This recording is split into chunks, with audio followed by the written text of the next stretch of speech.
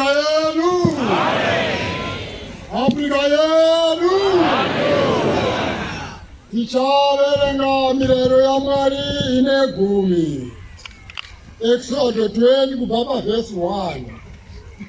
Zvino Mwari vakataura mashoko aya ose akati, ndini Jehovha Mwari wako akabvisa nyika yeIjipita, mimba youranda. Usava navamwe vaMwari kunze kwangu.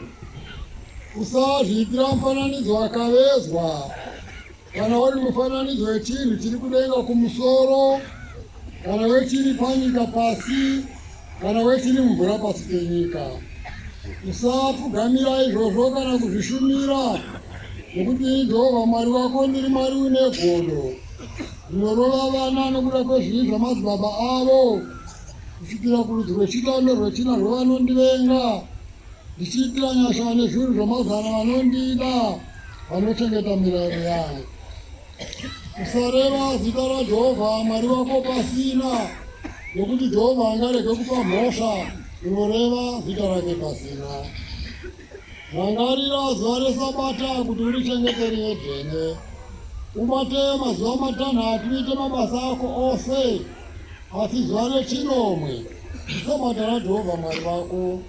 Usatongobata mabasa naro, iwe kana mwanakomana wako, kana mwanasikana wako, kana muranda wako, kana murandakadzi wako, kana zvipfuwo zvako, kana mweni wako uri mukati memasuo ako.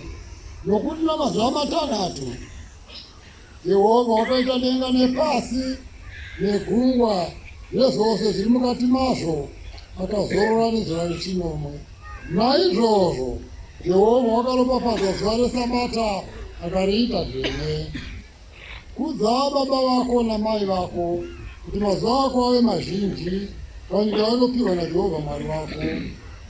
Usauraya, usaita upombwe, usaba, usapupura kwako nhema, usachiva imba yokwako, usachiva mukadzi wokwako, kana muranda wake, kana murandakadzi wake, kana nzombe yake, kana mbongoro yake, kana chimwe chokwako.